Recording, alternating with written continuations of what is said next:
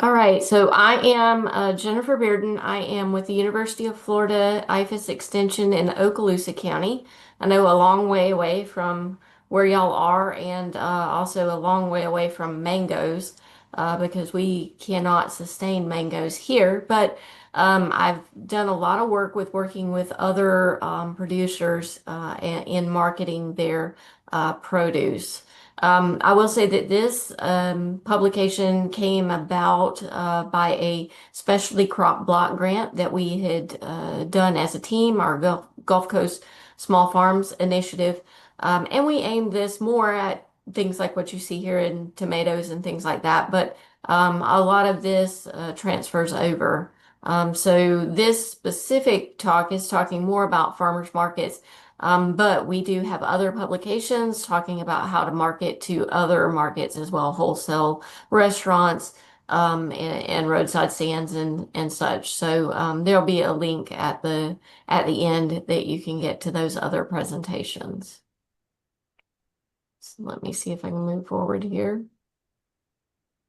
So marketing is important because many of us, and I would include myself in that I enjoy the production side of things. I enjoy the growing task. I enjoy what makes in this case right here, strawberries grow better. So I enjoy focusing a whole lot more of my time on that. But the marketing is going to be essential for your farm to be sustainable.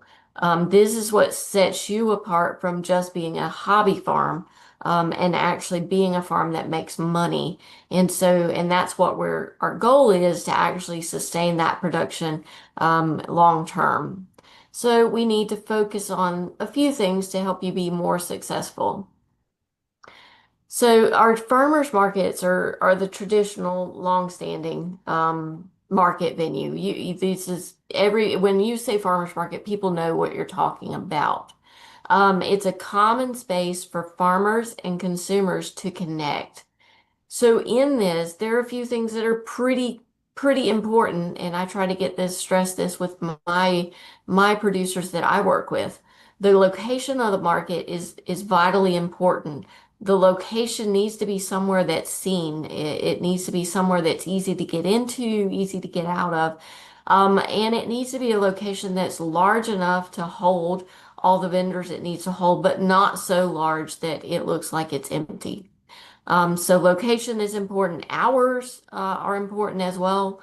So having consistent days and hours that you're going to be there. And I know that that's difficult because of the seasonality. And that's where farmers and markets and us in extension can do a better job of kind of educating the consumer as to what is available when. So what time of year are they going to expect mangoes at the market?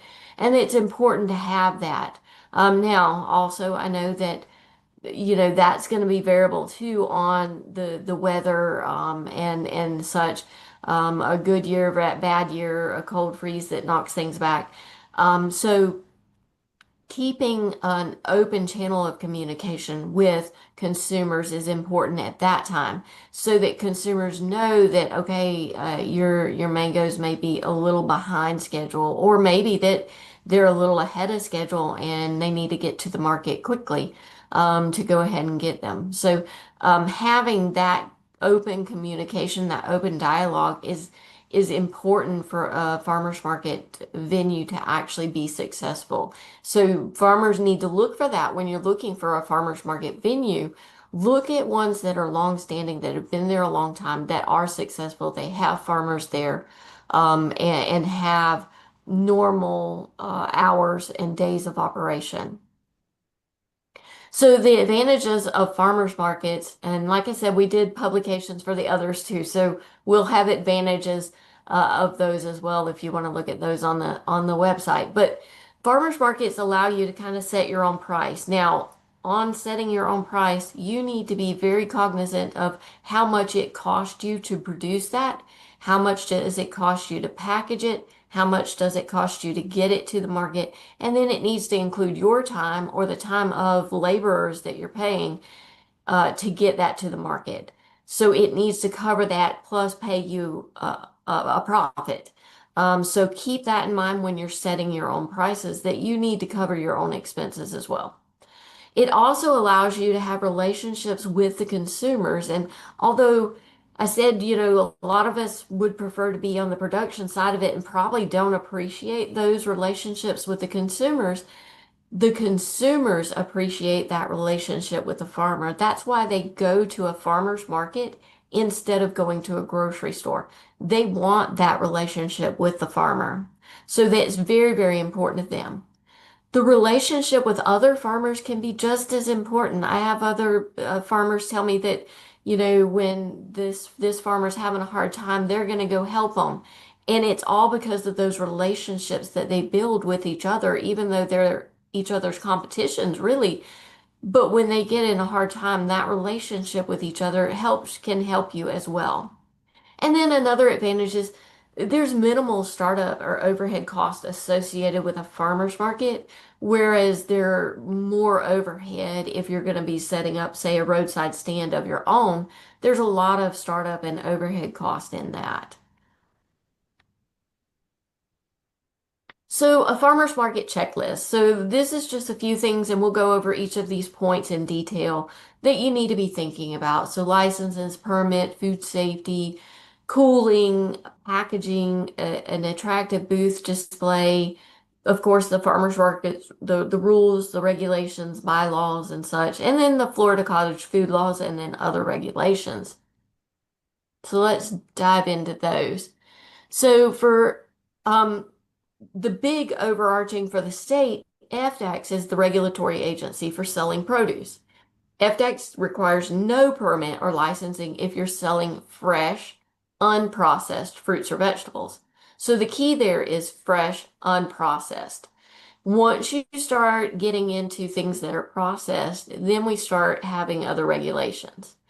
Now, counties and cities may require licenses or permits to sell, and that's going to be very much the local municipality specific. So you need to check with your own local government to see if they require anything extra. I know for Okaloosa County, we have no extra requirements for farmers to set up at farmers markets or even roadside stands. But then also check with the markets because markets may require growers permits. Now, those growers permits are just the document that's signed by an extension agent, typically saying that we've worked with this grower or that we've been on the farm and inspected it, and the grower really is growing what they say they're growing. The other thing that markets may require is insurance. So that would be just a liability insurance, which typically is not very expensive to get, but it's kind of a specialized insurance that you would need to get in places like Farm Bureau and State Farm typically will supply those type of insurance packages. Now on to food safety. Food safety is important because what our goal is in producing food is to have an abundant, safe food supply for our country and the world. So part of that, I think we do a good job of worrying about the abundance, but we need to worry about the safety aspect of it because foodborne illness is serious. And even though if you're selling at a farmer's market, you likely won't have to have a food safety plan. If you're selling in other markets, you're going to need to have that food safety plan. So the muscadine grapes here are actually marketed and put into grocery stores. So this grower has a food safety plan. So having a plan is a good idea, even if you're a small farm, because if there were to be a problem, especially if it's a market that requires you to have liability insurance, having a food safety plan just kind of is another set of things that's going to help you kind of cover yourself so that if there was a problem, you do have a food safety plan in place. For making one of these, we have lots of food safety classes that you can come and be a part of. Even as a small grower, you don't have to be working your way to being selling at a wholesale or into grocery stores. to come to these programs and learn about these food safety plans and how to establish these food safety plans. We have agents that specialize that here in the state of Florida with UFIFAS. And I know that they would be happy to help you establish a food safety plan going forward. Now, also part of that food safety is that storage and delivery. And most of the your produce is going to be need to be cooled and stored and delivered in a way that maximizes that shelf life. So for mangoes, the optimal temperature is going to be 50 to 54 for most common varieties here in Florida. So 50 to 54 degrees is a little bit higher than you would normally have your refrigerator set, but definitely not kind of room temperature. So other crops are going to need different cooling requirements, and so choose crops that fit your operation and what you have established or what you're willing to establish. Part of this specialty crop block grant is we worked with growers to develop food storage kind of mobile facilities, if you will. A lot of them put that into a trailer. And so what we did was retrofitted it with insulation and a AC unit with a cool bot that regulated that temperature at wherever that produce needed to be regulated at. One of my growers, in fact, the muscadine grower that you saw pictures, the muscadines, he has one that fits into the bed of his pickup truck, kind of like a truck camper, and it regulates the temperature at the desired cooling for his muscadines to deliver his muscadines to the grocery stores that he sells to. So if you would like, I believe on our website at the end, we do have a link to how to set up that and how to use the CoolBot to make your own cooling system. So product packaging. So consumers make purchases based on emotion, right? They want to see attractive packaging, the color, the shape. Um, like take honey, for example. The little bears of honey sell much more readily than regular jars of honey. So with honey, you can look at that and see that consumers are going to want to find kind of flock to things that are packaged nicely. So these muscadine grapes here are my grower's grapes. You can see that he's got his label on there that's Dogwood Vineyard. You also see fresh from Florida. This is something that y'all can take advantage of if you haven't already and become a fresh from Florida grower. And you get that little logo to be able to be put on your packaging. And I do believe that as we move forward, and I know that me and my job, I try to educate consumers to buy fresh from Florida. So if they see that fresh from Florida logo, I want them to recognize that logo and see that it's a Florida product and hopefully have an affinity to purchase that over other products. It's also a way to display your farm image and grow your farm image. Like I said, you see here, it's grown locally in Okaloosa County, and those are put in stores here in our county so that people feel a connection to that farmer. And like I said before, they want a relationship with the farmer. Also, product quality, it matters. There are, and we do try to educate consumers that the pristine produce that you can purchase products that aren't quite as nice looking, but are still safe and edible. And then sometimes it's actually a better product for what they're wanting it for. So if they're wanting to process the mangoes, some not so pretty mangoes may be the better to process. Oftentimes the fruit that is a little overripe actually is the better to make into jellies and jams. Um, so educating your consumers on that is helpful too. And then a clean and simple product packaging, creative labeling, to just kind of help drive your people, your consumers to you. It also helps them recognize you, if they might forget your face, but they're not going to forget that product package that stayed in their home longer. And then booth display. You want to differentiate your area your product from others. So you'll see a picture here, and I know it's not the clearest picture. I'm not the best photographer, but you see that she's got a canister or a pitcher of water there that she's infused with her own vegetables that she grew.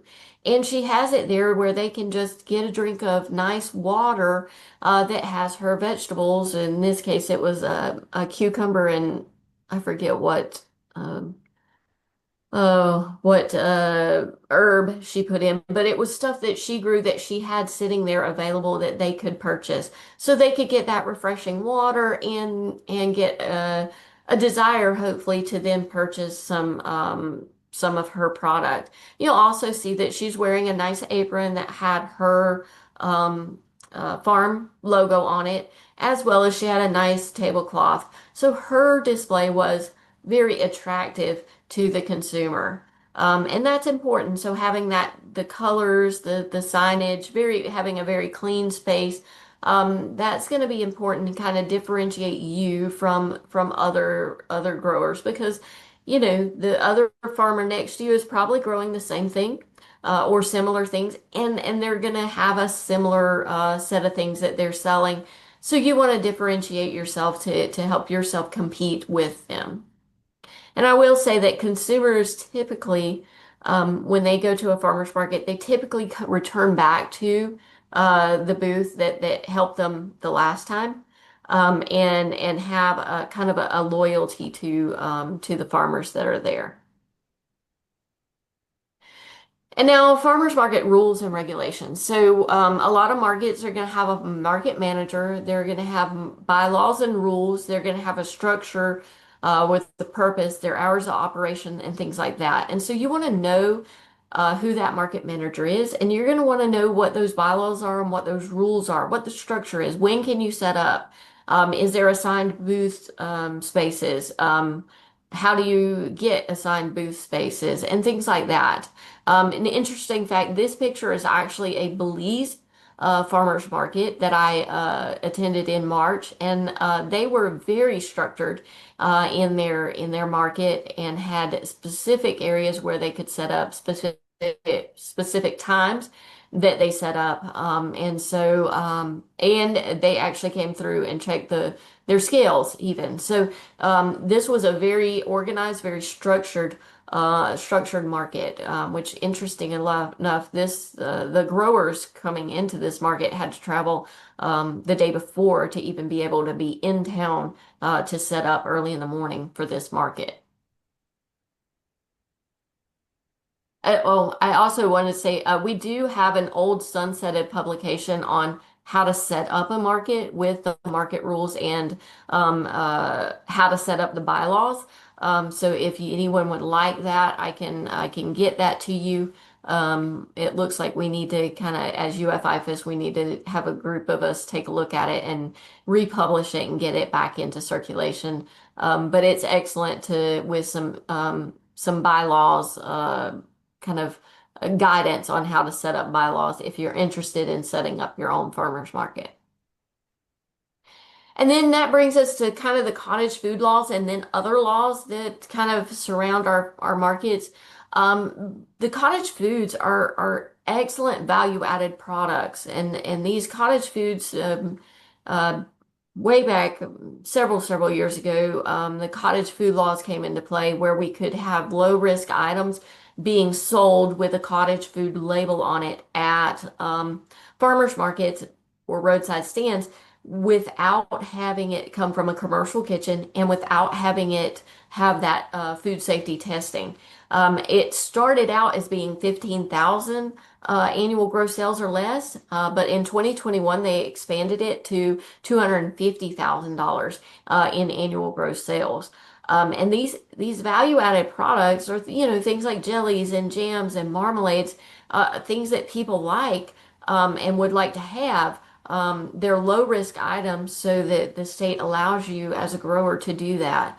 And there are some rules to that. So if you would like more information on those rules, we've got a publication on that as well. And I've got an X over that is meat that was canned, and that's one of the not allowable things under the cottage food laws, and so those would not be allowed in a farmer's market. Other things, salsas. I know.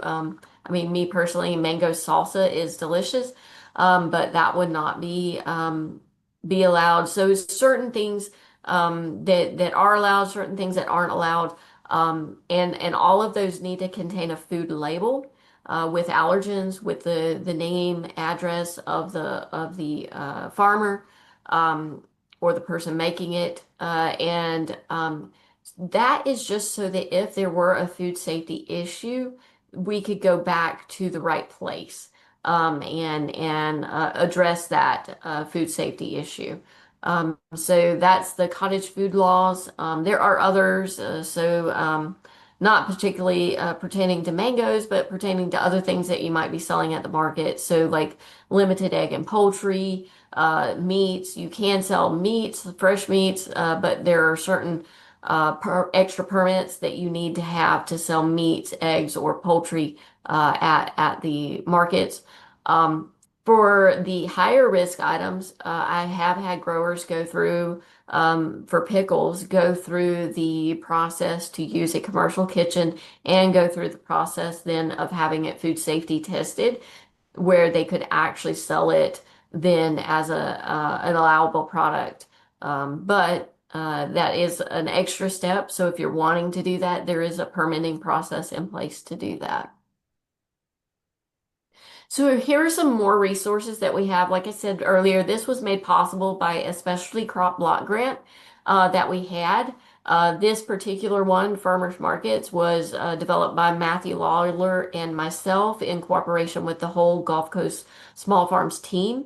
We have a website from all of the cool things that we did at during that project, and we call it Panhandle Produce Pointers. So we have produce pointers sheets that talks about nutrition facts. It's got um, uh, recipes that you can make with the different produce. We made a harvest calendar that was very specific to Northwest Florida. So for the growers here, so that we can put that at the markets, we can put it in our offices, we can hand it out to consumers, and so that they know when to expect certain produce to be available. That way, we're not looking for, strawberries in our area in, say, July. Because we're not going to get strawberries in July because it's just too hot. We also had things for farmers markets, marketing checklists, production calendar for the um, farmer side, and then we also did variety testing on different produce that we grow here. So with that, I will take any questions if you have any. Thank you so much, Jennifer. Considering how important we know that food safety is, I do want to reiterate that we do have information on food safety specifically for mangoes on our website. And with that being said, I will go with some of the questions that we have online. So, when you're providing samples, does that account as processing? Does it have any different regulations, or how would that work? Fresh samples would still be a fresh, unprocessed. If you were to make it into something that is so like a salsa, um, as long as you didn't can it, so it was a fresh salsa, that would be fine. But you can't like can it ahead of time and like for the whole season and just open a can each market. It would need to be made fresh. Like, do we have any questions in person? Perfect. When it comes to processing, does that also fall under the cottage law, or is it only for fresh produce? No, the cottage food goes into what processing of it can be allowable, so it's low risk processing. So the jellies, the jams, um, there are baked goods that are part of that. Let me see if I can pull up that.